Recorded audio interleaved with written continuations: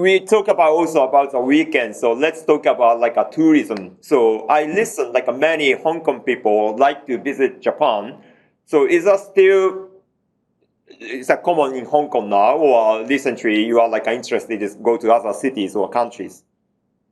Well, I think Hong Kong people are always very forward-looking, and we always love traveling overseas and also back to our motherland. So, as I mentioned, nowadays in the weekends, many Hong Kong people, they travel back to Shenzhen and Guangzhou and spend their weekends. And at the same time, during the recent, for example, the Easter holidays, we also see a lot of Hong Kong people going to overseas countries. And I think Japan definitely remain as one of our most favorite destinations for many Hong Kong people. By the way, you have Easter holiday as well. Yes, we have. Yeah, this is also what you mentioned before. Yeah, this is one country, two systems. And we actually even the holiday schedule in Hong Kong is completely different from that in mainland China. Completely different. So sounds like you have Easter holiday, Christmas holiday, and also Chinese New Year holidays. Yes, we have both Chinese and Western holidays. Yeah, we sounds good. Yeah, we celebrate a lot of different holidays.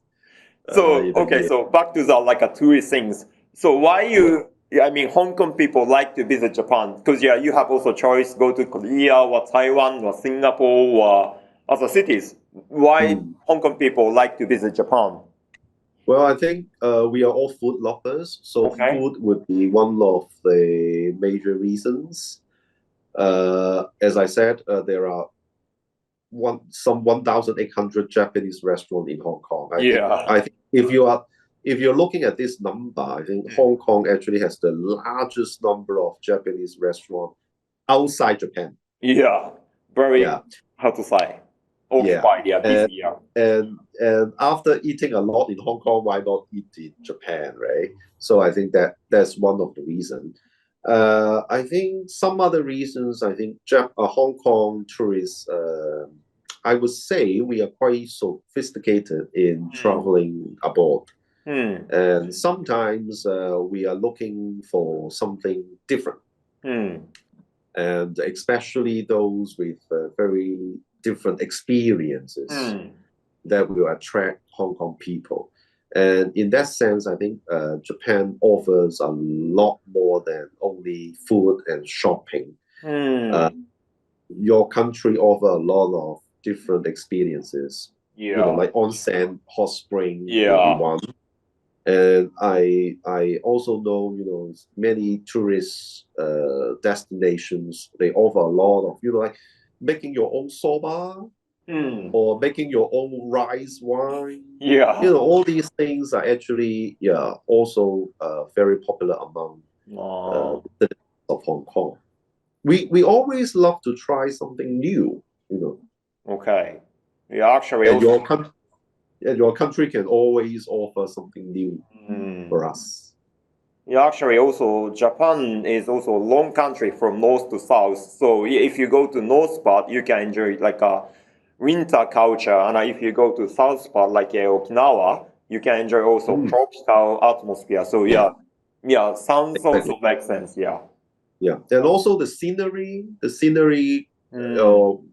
during the 4 seasons, they are all very different. In the spring, you have sakura. In summertime, you have very beautiful fireworks. True. And in autumn time, you have the beautiful red leaves in different parts of the country. And winter time, you can enjoy snow in Hokkaido, for example. So I think your country is offering a lot of different experiences for Hong Kong people. So do you think, is there any a difference between a mainland Chinese and a Hong Kong people to the way to enjoy Japan? Because I listen also Chinese people, if they want to go to Japan in the past, before COVID, before pandemic, they still need to get a visa. So they need to stay longer in Japan. But Hong Kong people doesn't need to have visa to visit Japan. So it should be like something different between Chinese people from mainland and Hong Kong people from Hong Kong. So do you think?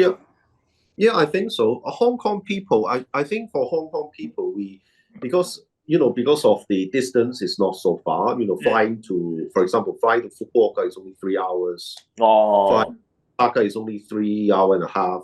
Tokyo is only 4 hours. We don't need a visa. And many Hong Kong people actually, they just enjoy maybe 3-4 days, a long weekend in Japan. And compared to those from mainland China, maybe, as you mentioned, maybe they tend to stay longer because of the visa problem. Yeah. They may stay like for 1 week and travel to many different cities in one single time. But for Hong Kong people, the travel pattern will be like maybe we only travel to one single city in one trip. So maybe people spend 4 days, maybe they only spend whole 4 days in Osaka, and they are not going else. Oh yeah, so you mean like stay shorter than like a mainland Chinese, but come to Japan more frequently. Yes, and actually before the pandemic, I forgot the statistics. I think many Hong Kong people actually, I think 25% of those who visited Japan, they visited like more than 3 times a year. So they are not traveling only once a year, but maybe they are traveling like every quarter. And some of them, maybe they travel every month. Ooh. Some of the frequent travelers to Japan, they go to Japan every month. Wow. Yes. Often, yeah. For me, maybe once in the quarter, maybe for me. But because of that is your business, right? Yeah. Also business and private. Okay. So, but this is also very difficult situation. But recently, between China or between Hong Kong and Japan has a little bit new issue. I mean, the treaty water matter. Do you think is that influence to the relationship between Hong Kong and Japan? Well, I think the Hong Kong government has done their job in safeguarding the health of Hong Kong people. So nowadays, up till now, marine products from 10 prefectures from Japan are being banned and cannot be imported to Hong Kong. So, at least I think the Japanese food nowadays, which is available in supermarkets and also in restaurants, I think the Hong Kong SAF government has reassured the citizens of Hong Kong that they are all safe. And in that sense, I think, Hong Kong people, I think generally speaking, will continue to consume Japanese agricultural products. Oh yeah.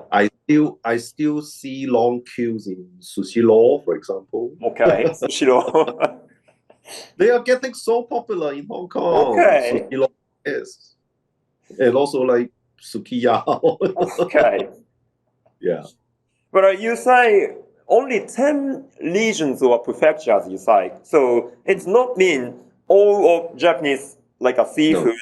No. Okay. No. So it's also different between mainland China and Hong Kong. This is also different from mainland China. The Chinese mainland authorities now is banning all marine products from whole country, whole Japan. Yeah.